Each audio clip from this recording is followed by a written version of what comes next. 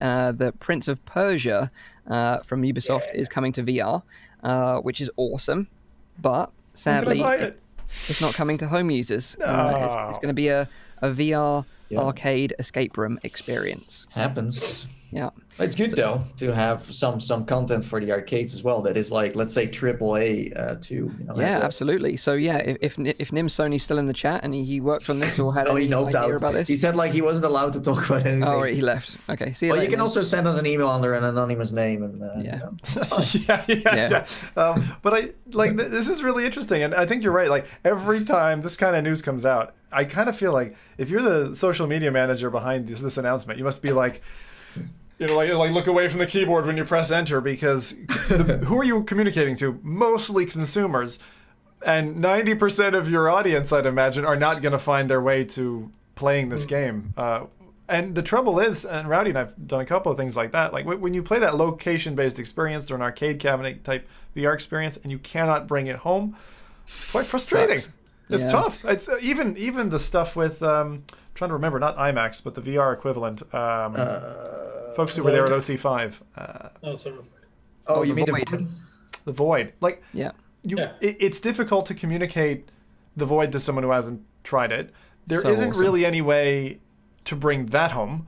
But for something like this, it's almost like there's almost just a cost, development resource boundary as an excuse to say it couldn't come to the consumer market. It's similar to installations in an art gallery. Yeah, but the thing is, so you have 6 friends coming over. How the heck are you going to build a freaking escape room into your own house like that? Like the whole party system in the VR scene at home is not really a thing yet. Might happen. Plus, a lot of people don't have the money for VR headsets, so they go to arcades to have this, group experience. If you had a swimming pool at home, if you had a cinema at home, if you had a golf course at home, it's kind of like I know, but some people do. Billionaire builds, escape room. I haven't seen that title yet. I would love to know if there's any billionaires out there with like escape room houses where they just trap people for fun. For a fact, like Ubisoft has made more arcade titles than they made ones for home users. They made the Raving Rabbits Ski Rodeo, whatever it's called. Mm-hmm. They made an room scale Raving Rabbits VR game that I played at 2-Bit Circus in LA. They also have, of course, something with Assassin's Creed. Then, of course, they now have like Persia coming.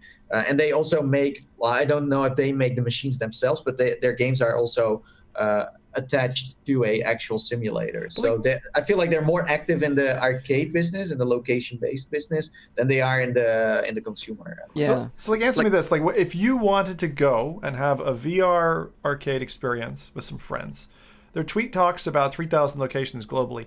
Is there an inventory or an index somewhere of like VR capable locations? Is there something like the Steam Cafe program where you can actually see a list of what you can do and where you can play it? Does that exist?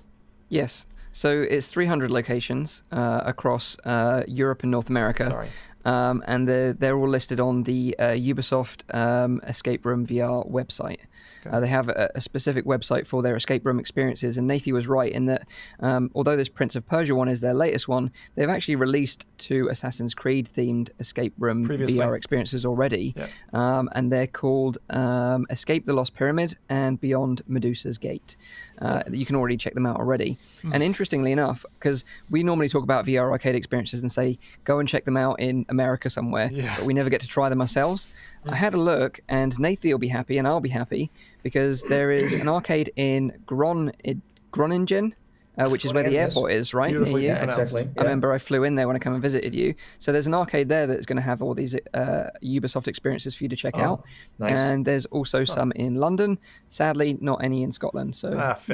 Wait, and the rest of Europe is covered, like Amsterdam, or like so in France, in Spain, and Italy, there's everywhere. There's quite a few. So aside from Ubisoft, right? So they've got a couple of titles out, and it's in these locations. That's what I'm wondering. Like, is there a VR domain specific yellow book for VR arcades? And it's like, why hasn't someone gone to that space? Because it feels like if you aggregated that data, you could put together advertising on the website and start to make yourself some money. similar to what SideQuest is now doing for users traffic. It's also I think also a reason why is because I feel like all arcades are all over the place. Some of them are private owned arcades. Others are trying to make a business out of it. Then you have, as I said, 2-Bit Circus. You have the VR Zone, the Japanese arcades. Then you have So Real. It's like the first one out there, super big, by the way. I've never seen an arcade that big. So they're also different, genres in that sense. And they are all using own platforms. They are all using their own content, or they buy content. So they're not playing under one flag. If they did, then I think it would be easier.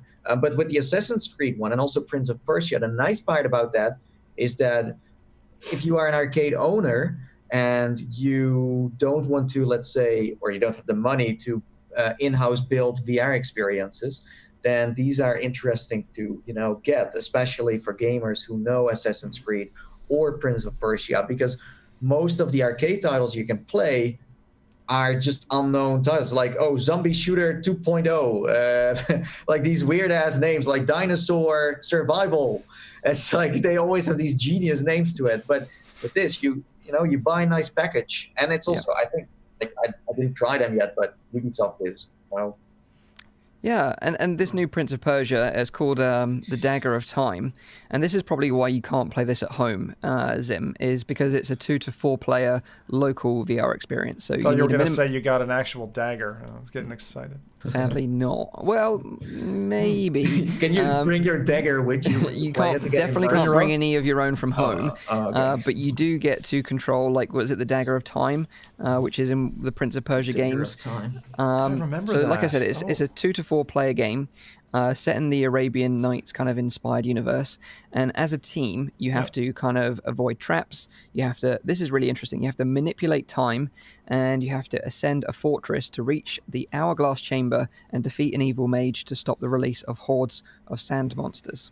Now that is particularly interesting, because if anyone's ever played games like with slowdown mechanics and multiplayer, like this is something that it's a design hurdle that you generally cannot overcome when you tag multiplayer to it. Because, the 4 of us are playing.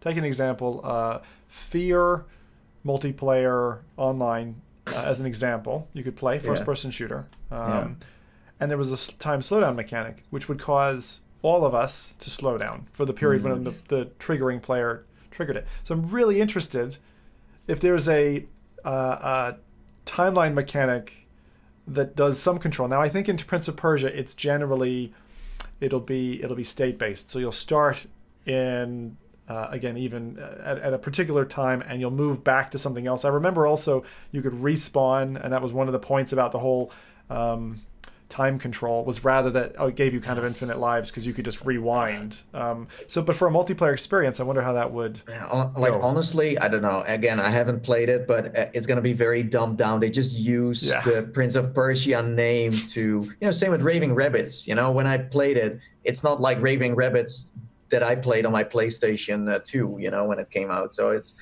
something different. They just use the name to sell it off.